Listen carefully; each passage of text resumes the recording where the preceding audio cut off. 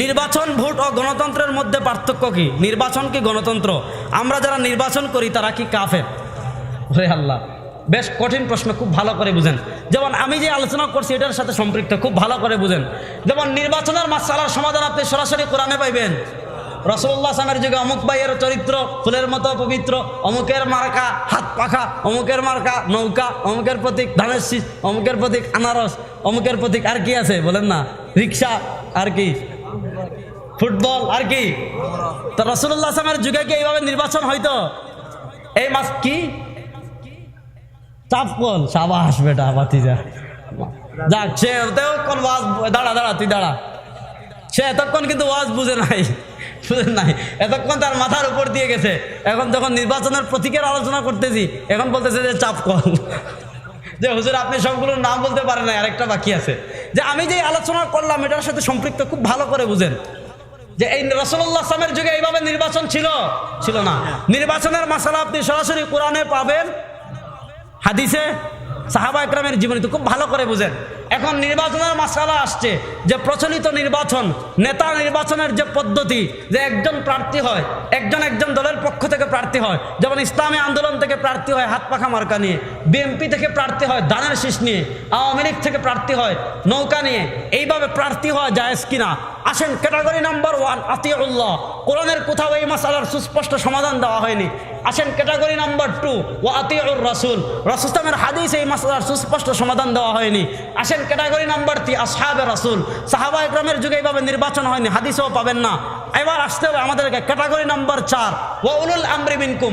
আসেন বর্তমান যুগের ফুকাহায়ে কেরাম নির্বাচনের ব্যাপারে কি দৃষ্টিভঙ্গি পোষণ করেন বলুন তো।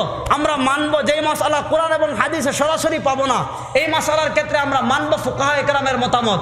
আর আমরা ভারত উপমহাদেশে যাদের মতামতকে ফলো করি তারা হলেন আকাবির দারুল উলুম দেওবন্দ। আমাদের মাদরে ইলমি দারুল উলুম দেওবন্দের ওয়েবসাইটে প্রচলিত নির্বাচনে অংশগ্রহণ করা জায়েজ কি জায়েজ না এ বিষয়ে ফতোয়া দেওয়া হয়েছে। দারুল উলুম দেওবন্দের ওয়েবসাইটে আপনি পেয়ে যাবেন। আপনি মুফতি আজম, এই উপমহাদেশের সবচেয়ে বড় মুফতি যিনি ছিলেন মুফতি মুহাম্মদ শফি রহমতুল্লাহ আলাইহি, তিনি কিতাব লিখেছেন জাওয়াহিরুল ফিকহ। জাওয়াহিরুল ফিকহের 5 নম্বর খণ্ডে একটা রিসালা আছে, ভোট কি শরঈ আহকাম, ভোটের শরঈ দৃষ্টিভঙ্গি।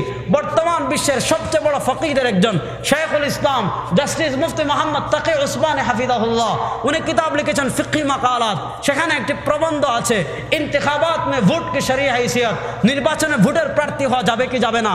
ফুকাহায়ে কেরাম সমাধান দিয়েছেন, দারুল উলুম দেওবন্দ ফতোয়া দিয়েছে। পাকিস্তানের সবচেয়ে বড় প্রতিষ্ঠান জামিয়াতুল উলুম ইসলামিয়া, শেখ মুহাদ্দিসুল আসর আল্লামা ইউসুফ বানুনী রহমতুল্লাহ আলাইহি প্রতিষ্ঠিত জামিয়াতুল উলুম ইসলামিয়ার ফতোয়ায় বলা হয়েছে যে নির্বাচনে প্রার্থী হওয়া জায়েজ, বরং নির্বাচনে যদি আপনি যোগ্য হন আপনি প্রার্থী হবেন, এর পক্ষে অনেকগুলো দলিল দিয়েছে। এবং দারুল উলুম দেওবন্দ সুস্পষ্টভাবে ফতোয়া দিয়েছে। শেখুল ইসলাম জাস্টিস তাকি উসমানী সুস্পষ্টভাবে ফতোয়া দিয়েছেন। মুফতি মুহাম্মদ শফি রহমতুল্লাহ আলাইহি সব সুস্পষ্টভাবে ফতোয়া দিয়েছেন যে আপনি কাউকে ভোট দিচ্ছেন মানে তার ব্যাপারে সাক্ষী দিচ্ছেন, আপনি কাউকে ভোট দিচ্ছেন মানে তার আমানতদারির সাক্ষী দিচ্ছেন, আপনি কাউকে ভোট দিচ্ছেন মানে তার দেয়ানতদারির সাক্ষী দিচ্ছেন।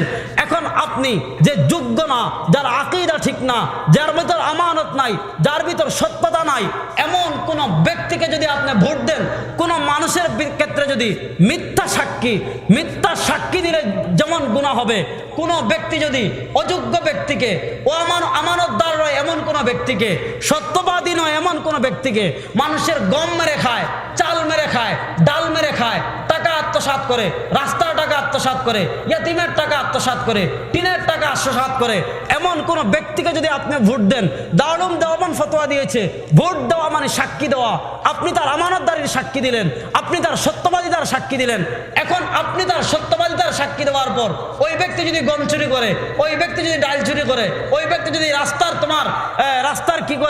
রাস্তার টেন্ডার চুরি করে টাকা আত্মসাৎ করে, তাহলে এটার একটা অংশ আপনিও পাবেন, এটার একটা অংশ আপনিও পাবেন। এজন্য ফতোয়া আমার না, আপনি আমার বিরুদ্ধে বলে লাভ নাই। আপনি যদি বলেন দেখেন আমাদের আকাবিরে দেওবন্দের এ ব্যাপারে ইজমা হয়ে গেছে, আমাদের আকাবিরে দেওবন্দের এ ব্যাপারে ইজমা, মানে নির্বাচনে দেখেন নির্বাচন আর গণতন্ত্রকে এক করে ফেলা যাবে না। গণতন্ত্র একটা ইজম, গণতন্ত্র একটা মতবাদ, যেমন সেকুলারিজম এটা একটা ইজম, মতবাদের নাম। সমাজতন্ত্রবাদ একটা ইজম, গণতন্ত্র এটা একটা ইজম, গণতন্ত্র একটা মতবাদ। কিন্তু নির্বাচন এটা হলো নেতা নির্বাচনের পদ্ধতি। খুব ভালো করে বুঝবেন, নির্বাচন হলো নেতা নির্বাচনের পদ্ধতি। এজন্য আমাদের আকাবিরে দেওবন্দের বিষয়ে কিতাব লিখেছেন, আর আমল দ্বারা তো প্রমাণিত। আমাদের আকাবিরে দেওবন্দ বাংলাদেশের সবাই নির্বাচন করেন, পাকিস্তানে নির্বাচন করেন, তারপর কি ভারতে নির্বাচন করেন। তো আমাদের যে সকল ভাইয়েরা আমাদের বিরোধিতা করেন, বা বর্তমানে যারা আমাদের বাংলাদেশে ইসলামী আন্দোলন নির্বাচন করে, জমিয়তে উলামা ইসলাম এখন কিছু জায়গা নির্বাচন করছে, অবা খেলাফত মজলিসও আমরা দেখছি চেয়ারম্যান ইলেকশন করতেছে। তো এই আমাদের ইসলামী দলগুলোর বিরুদ্ধে ফতোয়া দেওয়ার আগে দেওবন্দের বিরুদ্ধে ফতোয়া দেন, আগে মুফতি শফি রহমাল্লাহর বিরুদ্ধে ফতোয়া দেন। আমাদের আকাবির পাকিস্তানের শাব্বির আহমদ উসমানী রহমতুল্লাহ আলাইহি, জাফর আহমদ উসমানী রহমতুল্লাহ আলাইহি, বাংলাদেশের হাফিজ হুজুর, এর আগে তোমার পাকিস্তান আমলে আল্লামা আথর আলী রহমতুল্লাহ আলাইহি, আল্লামা সৈয়দ ইসহাক রহমতুল্লাহ আলাইহি, চরমোনাই পীর সাহেবের পীর, চরমোনাই দরবারের প্রতিষ্ঠাতা, ওনারা সবাই নির্বাচন করেছেন। তো আমাদের আকাবিরে দেওবন্দের ইজমা হয়ে গিয়েছে। সুতরাং আপনারা ভোট দিবেন, অবশ্যই ভোট দিবেন। ভোট দেওয়া যায় এতে কোনো সন্দেহ নাই, আকাবিরদের ফতোয়া থেকে প্রমাণিত, আকাবিরদের আমল থেকে প্রমাণিত, এই যুগের ফুকাহায়ে কেরামের বক্তব্য থেকে প্রমাণিত। কিন্তু ভোট যারে তারে দিব তা আপনি বলবেন হুজুর আপনারা হুজুররা তো জিতেন না, তো আপনি যদি ভোট না দেন মেয়েতে আমরা জিতবো কিভাবে?